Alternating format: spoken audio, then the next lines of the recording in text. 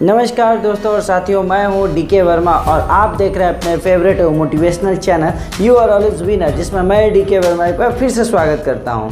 मेरे प्यारे दोस्तों और साथियों, कहा जाता है कि अगर किसी चीज़ को सच्चे दिल से चाहो तो पूरी कायनात आपको उसे मिलाने में लग जाती है और उस सक्सेस को पाने में समय जरूर लग सकता है। बहुत से व्यक्ति किसी चीज़ को पाने में 1 वर्ष या लाइफ में कुछ बनने के चक्कर में 3 से 4 वर्ष तक कोशिश करते हुए अंत में अपनी हार स्वीकार कर लेते हैं और अपने उस ओहदे को पूरा नहीं कर पाते हैं।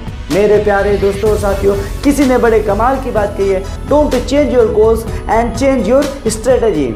अपने लक्ष्य को नहीं बदले बल्कि अपने लक्ष्य को पाने के लिए प्रयासों को बदलें और खुद पर विश्वास रखते हुए उसे पाने की जीत में कोशिश करते रहें। वह कोशिश आपकी लाइफ जरूर चेंज करेगी। मेरे दोस्तों और साथियों, आज मैं एक ऐसे पर्सन की लाइफ जर्नी आपके सामने प्रेजेंट कर रहा हूँ जिसने अपनी सफलता से स्वीकार कुछ भी नहीं के चक्कर में अपने 12 वर्षों का लंबा समय खुद को साबित करने में लिया और एक नॉर्मल फैमिली से, एक ऐसे समाज से निकलते हुए यह प्रूफ किया कि मैं एक एक्टर ही हूँ और जब मेरे जैसे मिडिल क्लास की फैमिली के लिए अगर यह पॉसिबल है तो आप भी अपने सपनों की उड़ान में पंख लगाकर उड़ सकते हैं। हाँ, समय जरूर लग सकता है। और उस महान एक्टर का नाम नवाजुद्दीन सिद्दीकी है, जो अपने 9 भाई बहनों में सबसे बड़े हैं, जिनका जन्म यूपी के मुजफ्फरनगर डिस्ट्रिक्ट के छोटे से गांव बुढ़ाना में 19 मई 1974 में हुआ था। इनके पिता के पास खेती के लिए पर्याप्त ज़मीन थी और ज़रूरत पड़ने पे और घर के खर्चों से लेकर पढ़ाई लिखाई के लिए ये ज़मीन भी बेच दिया करते थे। इनके पिता कभी साइकिल बनाने का काम किया करते, जो फेल हो गए। सीमेंट भी बेचना शुरू किया, वो भी फेल हो गए और अंत में लकड़ी काटने के लिए जैसे तैसे आरा मशीन लगाए, जो काफ़ी दिनों तक चलती रही। इस प्रकार नवाजुद्दीन सिद्दीकी ने अपने 12th तक की पढ़ाई अपने गाँव बुढ़ाना से ही पास किया और बुढ़ाना से 12th की पढ़ाई पास करने के बाद वे हरिद्वार गुरुकुल कांगड़ी विश्वविद्यालय में बीएससी केमिस्ट्री से पूरी करने चले गए, क्योंकि इनके गांव का माहौल ऐसा था कि वहां के लोग केवल गेहूं, गन्ना और गन का यूज करना जानते थे। बीएससी केमिस्ट्री से पूरी करने के बाद ये जॉब करने बड़ौदा गुजरात चले गए। वे बीएससी केमिस्ट्री से पढ़ाई पूरी की थी, इस वजह से वहाँ उस कंपनी में केमिस्ट का काम करने लगे। काम में बिल्कुल मन नहीं लग रहा था, फिर भी वो काम करते चले जा रहे थे। एक दिन उनके दोस्त ने गुजरात में एक नाटक दिखाने के लिए नवाजुद्दीन सिद्दीकी को अपने साथ ले गया। नवाज को वह नाटक बहुत ही अच्छा लगा और शायद नवाज को ऐसा लगे कि ऐसा नाटक वे कॉलेज के दिनों में कभी कभी कर लिया करते थे। उन्होंने अपने दोस्त से कहा, दोस्त मैं भी एक्टर बनना चाहता हूँ। दोस्त ने कहा, अगर एक्टर बनना है तो तुम्हें एक्टिंग भी सीखनी होगी। और नवाजुद्दीन सिद्दीकी ने एक्टिंग सीखने के लिए नेशनल स्कूल ऑफ ड्रामा, उन दिनों जो एशिया का सबसे बड़ा एक्टिंग स्कूल था, उसमें एडमिशन लेने की सोची। लेकिन वहाँ पर एडमिशन इतनी आसानी से नहीं मिल सकती थी, क्योंकि इसके लिए नवाजुद्दीन सिद्दीकी को एक्टिंग के लिए एक्सपीरियंस होना चाहिए था। जैसे इस बात की जानकारी मिली, उन्होंने जल्दी एक छोटा सा प्ले ग्रुप ज्वाइन किया जिसका नाम साक्षी थिएटर ग्रुप था, जिसमें जाने माने एक्टर मनोज वाजपेयी भी पहले से एक्टिंग सीख चुके थे। नवाजुद्दीन छोटे मोटे नाटक करने का मौका मिला, लेकिन उस नाटक का काम करने से उनके पास ज़्यादा पैसे नहीं मिल पाते थे, इसलिए उन्होंने फैसला किया कि दिल्ली में रहने के लिए उन्हें अब जॉब करनी पड़ेगी।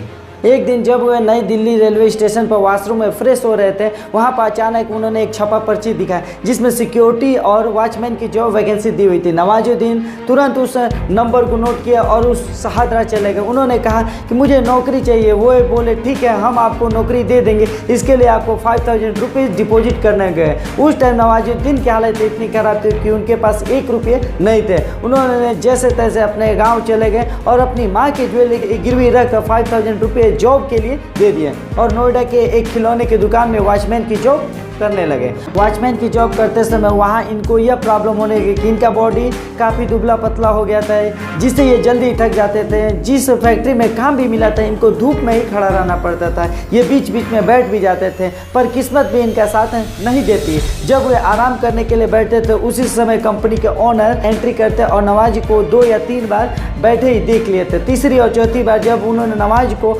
आराम से बैठे देखा, उन्होंने वॉचमैन की जॉब से निकाल ही दिए और नवाज अपने सिक्योरिटी ऑफिस शहादरा चले गए। तो जॉब से निकाल देंगे, आप मेरे 5000 डिपॉजिट वापस करें।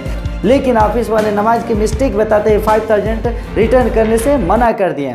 वॉचमैन की जॉब करते तो सुबह 9 से 5 बजे तक वो जॉब करते थे, जिसके बाद वो एक्टिंग करते थे। अब वो पूरी तरह से फ्री हो गए थे और नेशनल स्कूल ऑफ ड्रामा में एडमिशन लिया, जहाँ पर उनके खाने रहने सारी व्यवस्था स्कूल में ही मिलने लगी, जिससे नवाजुद्दीन अपने एक्टिंग पर फोकस करने लगे।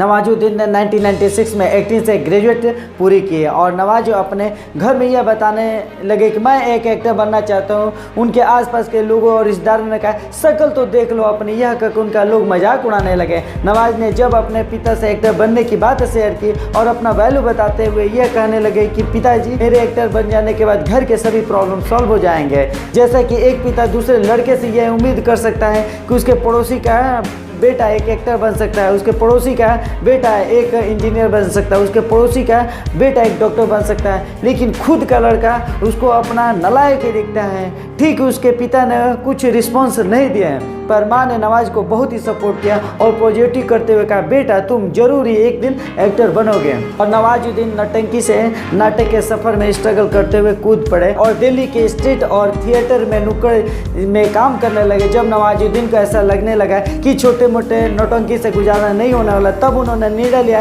कि अगर मरना ही है तो क्यों ना मुंबई में जाकर मरा जाए, और ईयर 2000 में मुंबई चले गए। मुंबई जाने के बाद सबसे बड़ी प्रॉब्लम इनके पास यह थी, इनके पास रहने तक के लिए जगह नहीं थे। इसीलिए इनके एक फ्रेंड ने इनको हेल्प करने से पहले यह कहा कि आप मेरे पास रह सकते हैं, इसके लिए आपको मेरे लिए खाना बनाना होगा। और नवाजुद्दीन मान गए और उसके साथ खाना बनाने लगे और उसके साथ रहने लगे। नवाजुद्दीन छोटे मोटे सीरियल में 1 या 2 रोल का काम मिलता था, लेकिन फिल्मों में कोई काम देने के लिए तैयार नहीं होते थे। वे डायरेक्टर के पास और प्रोड्यूसर के पास काम मांगने जाते।